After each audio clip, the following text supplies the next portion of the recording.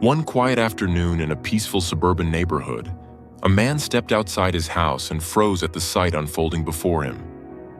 Just a few feet away, a young bear and a bobcat were casually strolling side by side down his driveway, as if they were out for a leisurely walk together.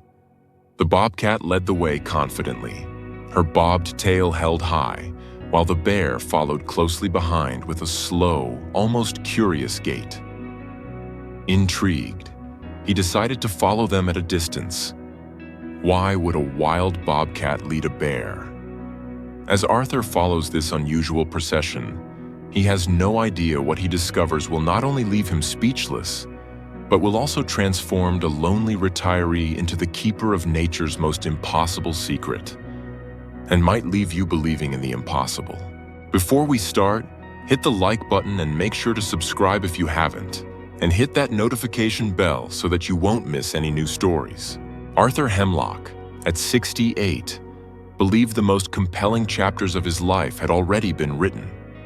His quiet home in a leafy suburb of Asheville, North Carolina, was a repository of memories.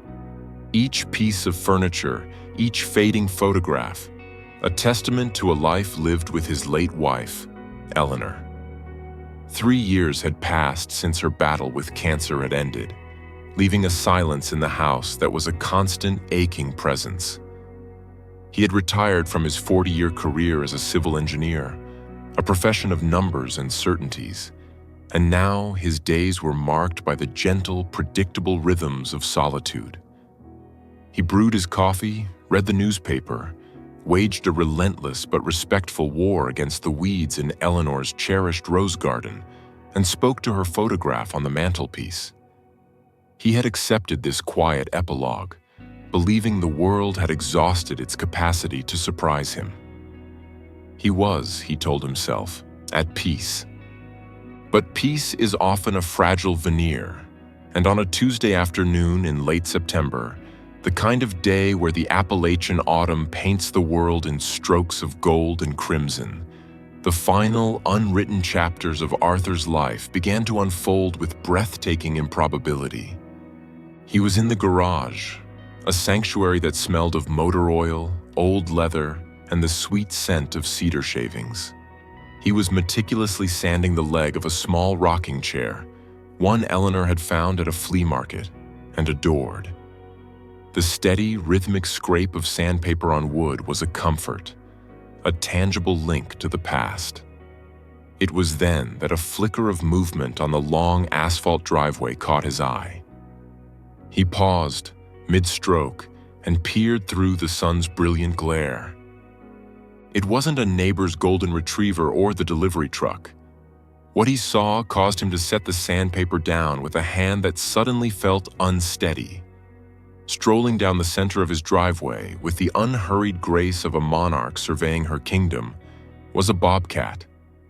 She was a stunning creature, her fur a mottled masterpiece of beige and brown, her ears tipped with jaunty black tufts that twitched with every subtle sound.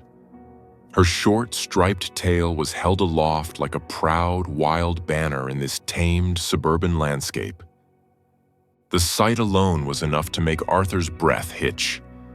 He'd lived here for 30 years, and while the Blue Ridge Mountains were a constant misty presence on the horizon, a bobcat in his driveway was an event. But it was her companion that shattered his composure and sent a jolt of pure, disbelieving shock through his system. Trailing a few feet behind the bobcat, like a devoted acolyte, was a black bear. It was not a hulking, dominant male, but a younger sow, her coat a lustrous black that seemed to drink in the afternoon light. She moved with a slow, deliberate gait, her head slightly lowered, her dark, intelligent eyes fixed on the bobcat that led the way. They moved in a silent, impossible tandem, a predator of the forest and a predator of the shadows, walking together as if it were the most natural thing in the world. Arthur felt a primal fear knot in his stomach. The engineer in him, the man of logic and risk assessment, screamed at him to retreat, to secure the door, to call someone. Bears were forces of nature. Bobcats were mercurial and fierce. Together, they were a riddle wrapped in tooth and claw, an anomaly that flew in the face of every nature documentary he and Eleanor had ever curled up to watch. But a deeper, older part of him, a curiosity he hadn't felt so keenly since boyhood, held him fast. It was the same instinct that had once led him to climb the tallest trees, just to see the world from a different perspective. He fumbled for the smartphone on his workbench, his fingers clumsy on the smooth glass. The first photo he took was a shaky, indecipherable blur. He took a deep, steadying breath, braced his arm against the doorframe, and snapped another. This one was sharp. The bobcat, poised and confident. The bear, her loyal, dark shadow. It was proof for a story no one would ever believe. Overriding his fear was an intense, burning need to understand. Where could they possibly be going with such quiet purpose? What pact had been forged between these two solitary hunters? He had to know. Moving with a caution he hadn't employed in decades, he slipped out of the side door of the garage, using the bulk of his Ford Explorer as a shield. The unlikely pair continued their journey, turning from his driveway to the pristine sidewalk. They passed Mrs. Gable's immaculate boxwood hedges and the row of decorative gnomes that stood sentinel on Mr. Henderson's lawn. The bear's heavy paws, which could snap a branch with ease, made no sound on the concrete. Arthur followed, his heart a frantic, muffled drum against his ribs. He felt like an intruder in his own world, a spy in the familiar landscape of his life. He ducked behind a large recycling bin, then a thick oak tree, his movements furtive. The animals turned the corner onto Whispering Pines Lane, a street whose backyards abutted the dense, untamed woods of the Pisgah National Forest. And it was there that the reason for their surreal pilgrimage became heart-wrenchingly clear. A sound, faint and thin, pierced the afternoon quiet. It was a high-pitched, desperate whimpering, a sound of pure, helpless terror. As Arthur peered around the gnarled trunk of a pine tree, his blood ran cold. The sound was emanating from the backyard of the Miller house. The Millers were on a 2-week trip to see their new grandchild in Oregon. Their house stood silent and empty, but their yard was a scene of frantic drama. Trapped inside the 6-foot-tall chain-link fence that enclosed the Millers' backyard were 2 small bear cubs. They couldn't have been more than 6 months old, small enough to have wriggled through a gap beneath the fence in a moment of youthful curiosity, but now too large and too panicked to find their way back out. They scrambled at the fence, their tiny claws making useless scraping sounds, their desperate cries tearing at the tranquil air. And their mother, the very bear Arthur had been following, was in a state of escalating panic. Her earlier placid demeanor had vanished, replaced by the raw, powerful desperation of a mother separated from her young. She paced the length of the fence, her powerful body a taut line of anxiety. She would rise on her hind legs, her front paws pressing against the unyielding wire mesh, and emit a low, guttural moan of such profound sorrow, it seemed to make the very air vibrate. The bobcat stood a few yards away, a silent, stoic sentinel under a sprawling dogwood tree, her gaze fixed on the unfolding crisis, her tail twitching with an almost imperceptible rhythm. In that moment, Arthur understood. The bobcat wasn't a random companion. She was a guide. In her desperate, frantic state, the mother bear, lost in the confusing maze of human construction, had somehow found an ally. Had she communicated her plight?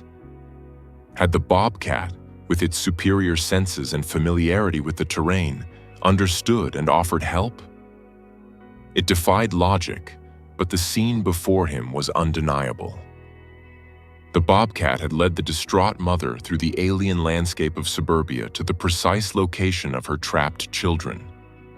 The heart-wrenching reality of the situation dwarfed his sense of wonder. The cubs were terrified.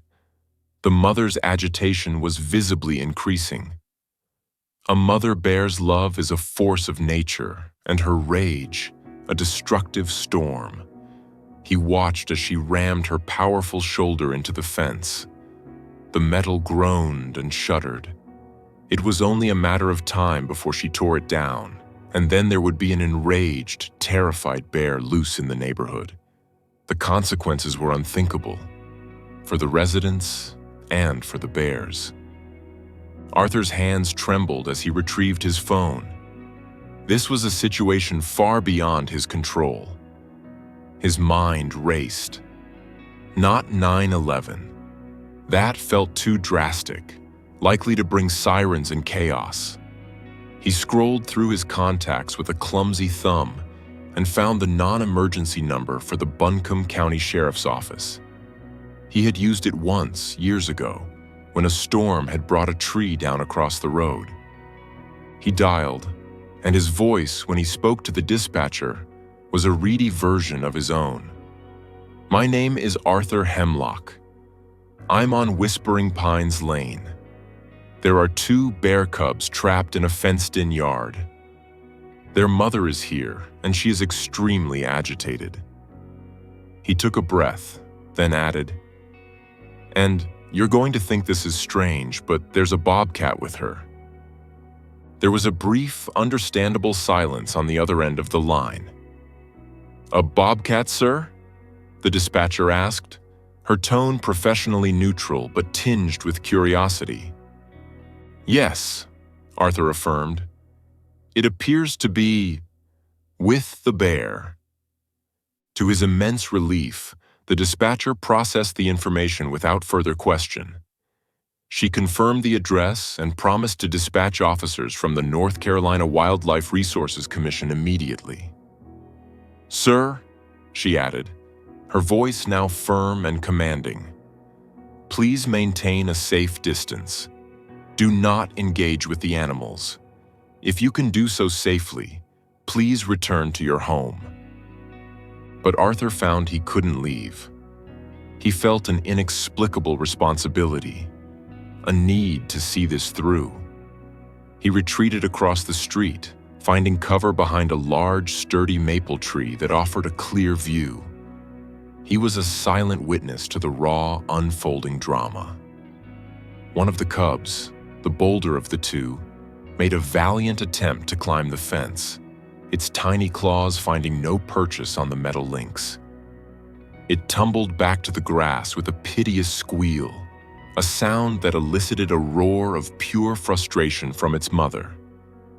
The sound echoed through the eerily quiet street, a primal scream of maternal anguish that resonated deep within Arthur's own chest, stirring memories of his own long-past fears for his own children. The minutes stretched into an eternity. He could feel the tension ratcheting up with every passing second. The mother bear was now systematically ramming the fence posts, her immense weight causing them to lean precariously. A curtain twitched in a window across the street. He saw the alarmed face of Mrs. Gable peering out. Then a welcome sound broke the tension, the low rumble of an approaching truck. A dark green Ford Ranger with the official state wildlife insignia on its door pulled up quietly at the end of the street. 2 officers, a man and a woman, emerged. They moved with a practiced calm and efficiency that immediately seemed to lower the emotional temperature of the scene. The male officer saw Arthur and held up a hand, a silent command to stay put. They conferred quietly, assessing the situation from a distance. They carried the tools of their trade: long catch poles, a tranquilizer rifle, and a pair of heavy-duty bolt cutters. The female officer, her expression one of focused empathy, began to speak to the mother bear in a low, soothing monotone, a stream of calming nonsense. The male officer, moving with slow, deliberate steps, began to circle around towards the gate of the miller's fence. The mother bear saw him and let out a short, sharp whoof of warning, but the officer's pace never faltered. He was a portrait of calm competence. He reached the gate, his movements economical and precise. The sow watched his every move, her body coiled, a spring of protective fury. The officer with the rifle had it shouldered, not aimed at the bear, but ready. With two loud, decisive snaps that echoed in the stillness, the heavy padlock on the gate was severed. The officer pulled the gate wide open, creating an unambiguous path to freedom.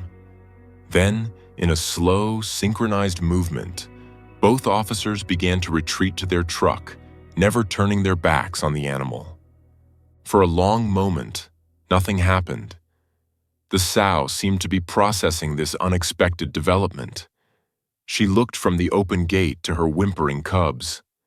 Then one of the cubs, sensing the change, cautiously padded towards the opening. Its sibling followed close behind. They tumbled out of the gate, two small, furry bundles of relief, and ran directly to their mother.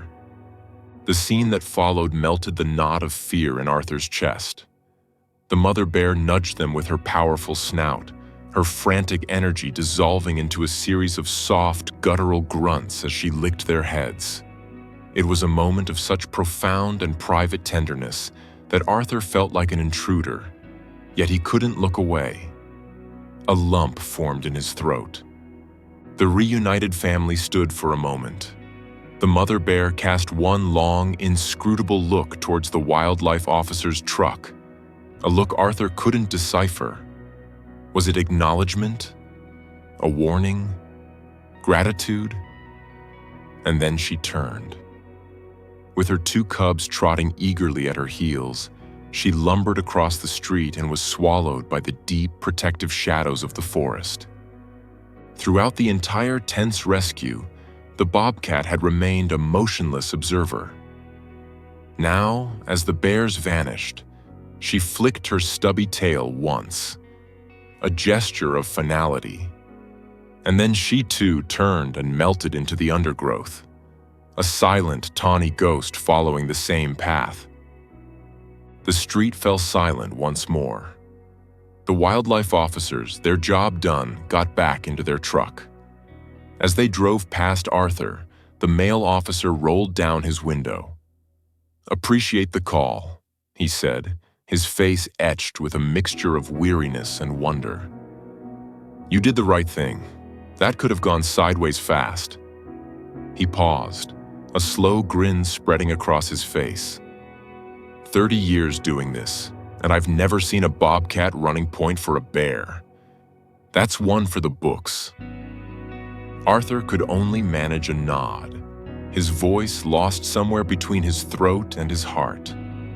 He walked back to his house on legs that felt strangely weak, his mind a kaleidoscope of the day's events.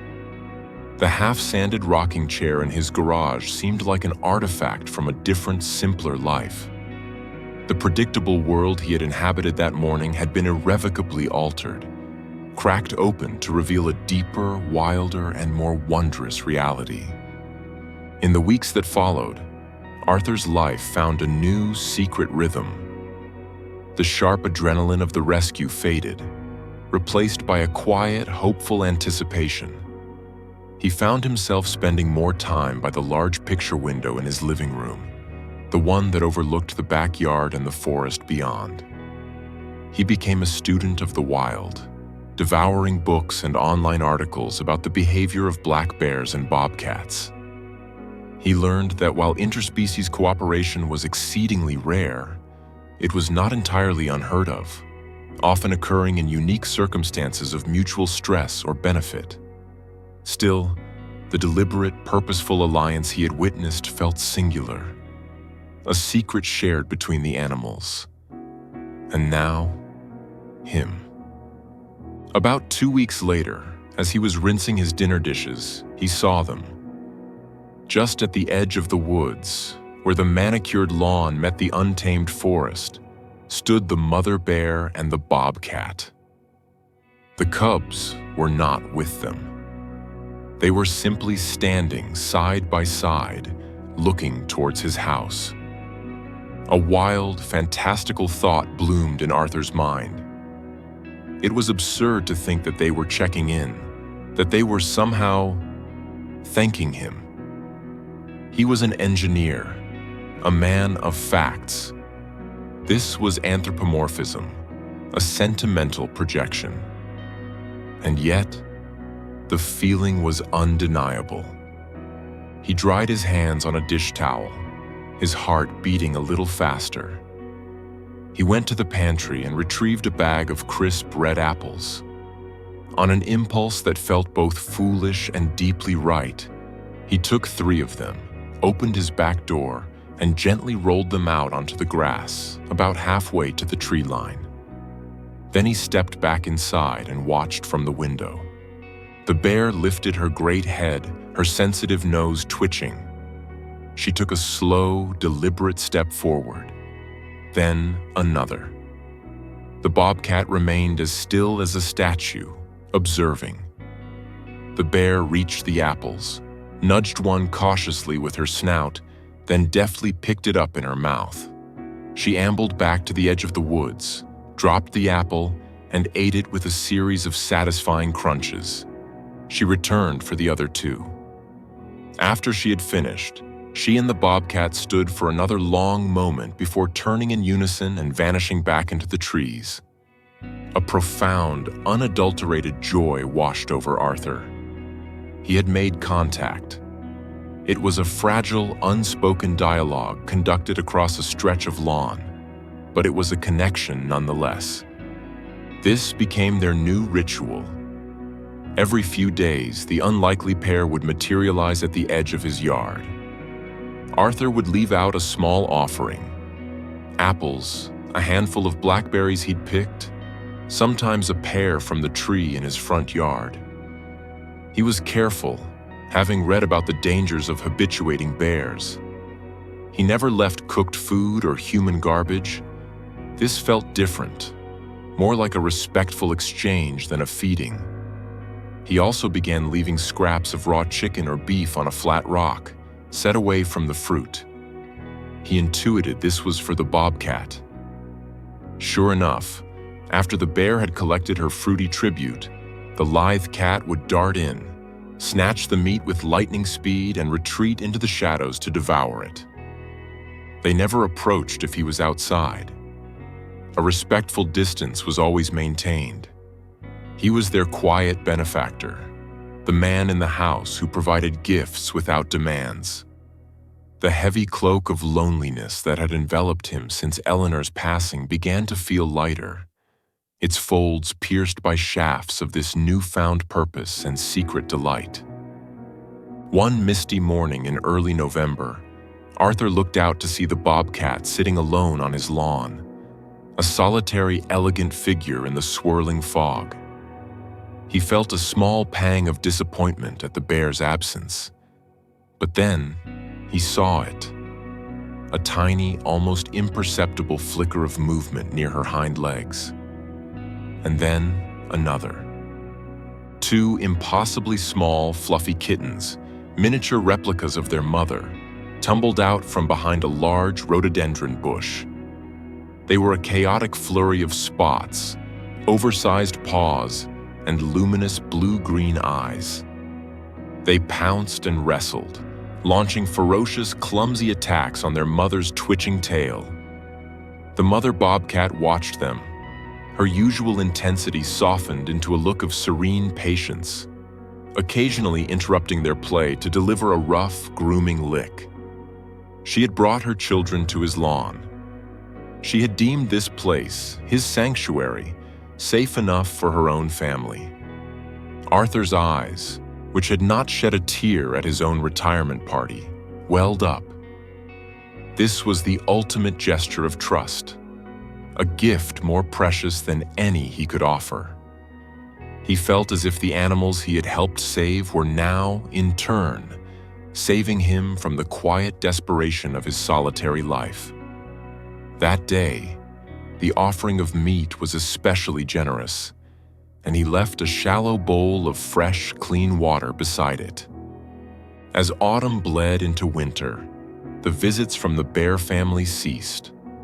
Arthur knew from his reading that Mama, as he now thought of her, and her growing cubs would be denned up deep in the forest, sleeping through the harshest cold. But the bobcat and her kittens became his regular winter companions. Their coats grew thick and pale, turning them into regal, ghostly figures against the occasional blanket of snow. Watching their silent, playful antics through his window became his favorite winter pastime. When spring finally returned, breathing life back into the dormant world, Arthur waited with a hopeful heart. One bright April afternoon, his patience was rewarded. She was there. Mama Bear, looking hale and strong, her coat thick and glossy. And trailing behind her were her 2 yearlings, now gangly and adolescent, almost as large as she was. They remembered. They waited with an almost comical patience as Arthur left out a bucket of apples and berries. The true miracle, however, occurred a few weeks later on a lazy Sunday afternoon. Arthur was on his back porch, a book resting unread in his lap, when he saw them. Mama and her 2 yearlings emerged from the woods on the left side of his yard. And from the woods on the right, the mother bobcat and her 2 now half-grown lanky kittens appeared. The 2 families converged in the center of his lawn. Arthur held his breath. There was no tension, no aggression, no fear. The mother bear lay down with a soft, contented grunt, her yearlings sprawling beside her. The bobcat sat, poised and elegant, her kittens batting at a dandelion seed head nearby. They were all there, together, sharing this small patch of grass, this sanctuary that Arthur had unintentionally created. His backyard had become a neutral territory, a peaceable kingdom where the ancient laws of the wild were temporarily suspended.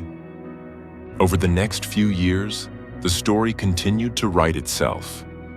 The bear yearlings eventually dispersed, as nature dictated, to find their own territories. But Mama continued her visits. One spring, she appeared with a new pair of tiny, timid cubs, and she patiently taught them the ritual of the apples. The bobcat's kittens also grew and left, but she too, a couple of years later, appeared with a new litter. Arthur became the silent chronicler of their lives, the keeper of their secret histories. He watched their children grow, witnessed the great turning cycles of life and season play out in his own backyard. He never sought to tame them, never crossed the invisible line of respect that separated their worlds. He understood that their wildness was the source of their magic, and his role was simply to be a quiet, constant friend. His neighbors remained blissfully unaware. Mrs. Gable might mention seeing an awfully large raccoon, and Mr. Henderson once asked if he was feeding the deer. Arthur would just offer a gentle, non-committal smile. This world was his, a private, precious secret. The book of Arthur Hemlock's life was no longer closed. It had become a sprawling, living document, filled with a quiet drama, a profound love, and a constant sense of wonder. It was the story of a man who, in the supposed epilogue of his life, discovered that the most beautiful chapters were yet to be written. It was the story of how one shocking, inexplicable sight, a bear following a bobcat down a suburban driveway, had cracked open his world and healed his heart, forging a silent, sacred bond between a man and the wild souls who had chosen, for their own mysterious reasons, to trust him.